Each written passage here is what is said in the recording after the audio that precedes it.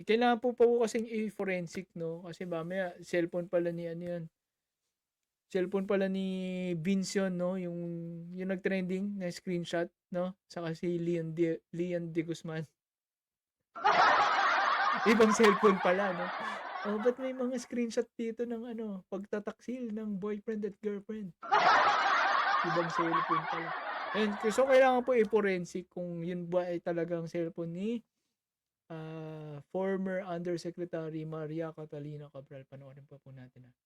Dagdag ni Castro, ipinangako ng ombudsman ang transparency sa investigasyon sa flood control scandal na kinasangkutan ng ilang opisyal ng DPWH, mga mambabatas at pribadong kontraktor. Nahulog umano sa bangin sa Tuba Benguet si Cabral noong Ayun, 'di ba? So, malalaman dun sa cellphone na yon yung mga malay mo kasi hindi pa natin sure